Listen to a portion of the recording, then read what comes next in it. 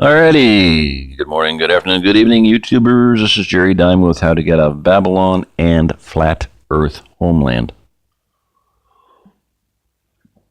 I'm on to another picture here. So, continuing on, I was talking about aquifers, and I don't want to, go into that more because that's part of another series. I would say that I didn't say that I should have opened with this, but if you have not watched the series, a manifesto for the OzArk Plateau, that would be fundamental to this whole question. It's an 11-part series, and they're not broken up by natural joints. It was just whenever the camera stopped, my granddaughter that was running the camera would just start another thing, and so it ended up in 11 segments, rather, sorry.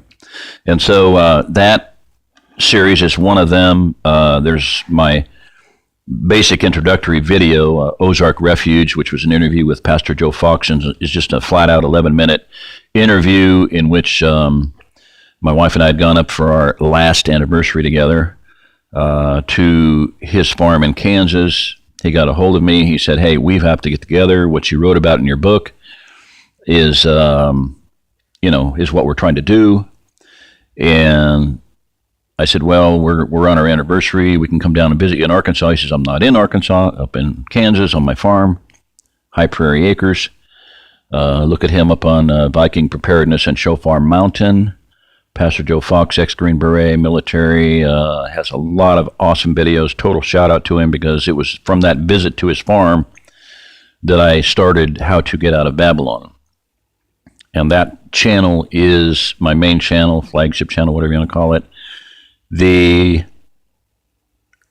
main emphasis is overall is preparedness, how to prepare people for what's coming down the pike at us, judgment, a downturn, however you want to call it. Shit hit the fan, the balloon goes up, the end of the world as we know it, all those different things. So that's the overall focus, but one of the primary focuses is about the OzArk Plateau, because if you want to do preparedness, you can't just do preparedness sitting in downtown Dallas or New York City. You want to get out of those cities and relocate to a place, at least out in the country, for starters, where you can begin the idea of growing your own food, working on that whole concept. Beyond that, a lot of preppers, a lot of homesteaders, a lot of off-gridders are trying that, but they're in areas that are completely and totally strategically unsafe. They're out in the desert, out in the middle of the desert, or they're up in the mountains, or they're, in a region not far enough from a big city. And so they're on the east side of the Mississippi. That's not good. They're near a coast. Neither of those are good. They're near a border. Neither of those are good. They're all going to be compromised. They are compromised totally. But it's going to manifest in real time, real space, bad juju, a downturn, and they're going to realize that their place is not tenable. It is not holdable. Okay, so I'm just going to go through these, and then I'm going to get into another talk about a strategic assessment of what we need to do, what I recommend people do within the continental United States and around the world. And I'll just begin by saying that that's just some goofy figurines, or not goofy, whatever, but it takes 20 personnel in a military scenario to support every person that is actually working, whether, what do you call it, fighting or whatever. So this is a ballpark, could be that high needed to just that many people just to hold this area that I'm talking about. And I'm going to go back here. Once upon a time in the distant past, a guy that I befriended, military, very, very intelligent, one of the most intelligent people I've ever met in my life, one of the most serious people I've ever met in my life, made the statement that the day will come in this country that the only land that you're going to be able to hold is by force of arms. And we're coming to that point in time.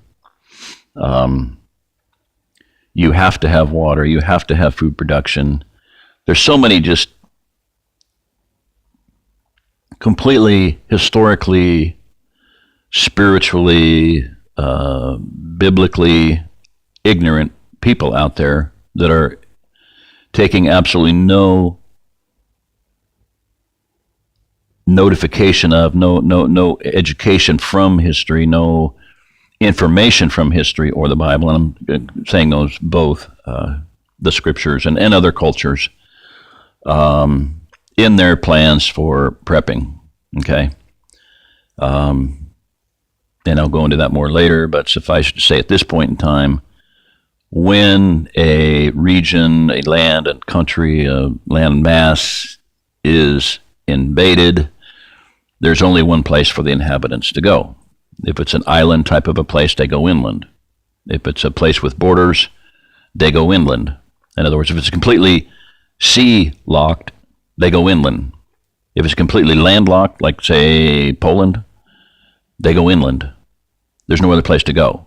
If armies come in from every direction, or geographical, earth changes, you flee from hurricanes, you flee from invading armies, you flee from famine, deprivation, or whatever. The only place to go is inland. You have to have food, you have to have water, okay? Without those, you can't live. So food storage is not a viable option. Nobody can store enough food. You read about it, look up videos. Somebody that lost their job, they had their year's supply of food. Oh, we're so cool. And the guy loses his job. They have a downturn in their family for whatever reason. And suddenly in 5 or 6 months, their year's supply of food is gone. And they're hungry. So we cannot store enough food. It's a good temporary thing, but if you don't have grain and don't have the capability to have food production, you are nowhere, okay? So in order to grow food, you have to have water, okay? Pretty simple, pretty basic, pretty historical, pretty biblical, The nation of Israel in ancient times was an agricultural nation. It was not a banking industry, as the modern day Jews are, who control all of the banking and all of the basically the food in the world and all of the entertainment in the world and all of the news sources in the world and all of the legal systems in the world, all of the educational systems, if I didn't mention that, they control them all. You can tell who Israel is by their food production. So they're an agricultural people whose roots and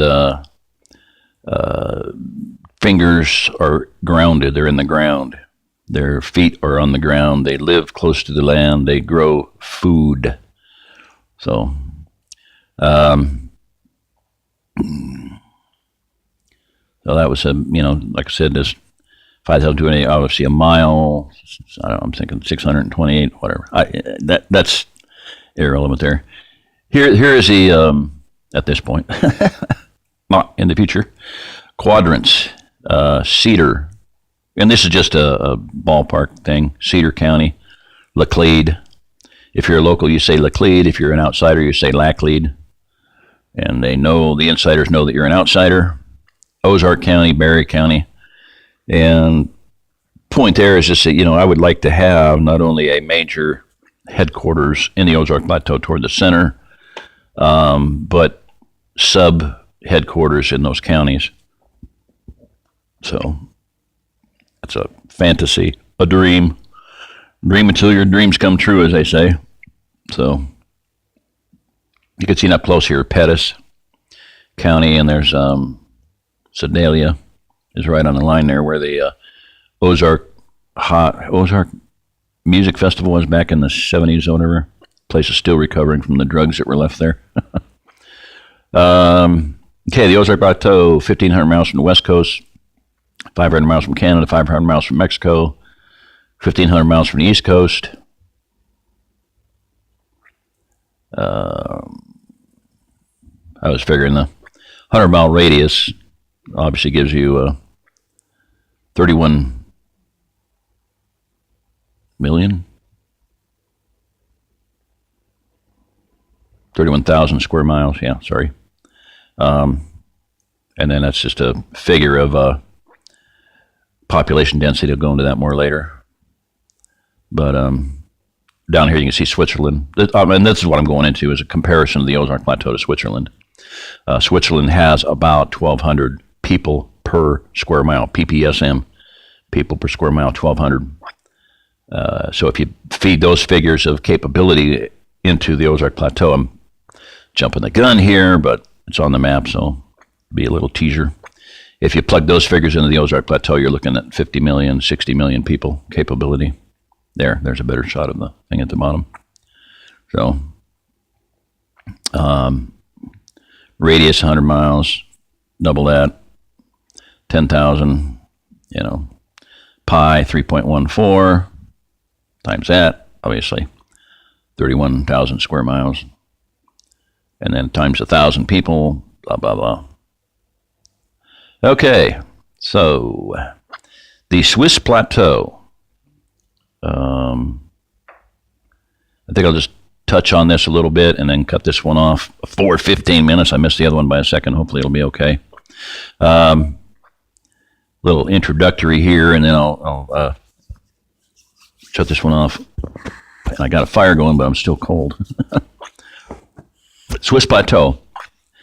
I did this on a calculator, so it came out, when you divide something by 3, obviously you come up with 333s. This was way before I had found that book online. It's only available on Kindle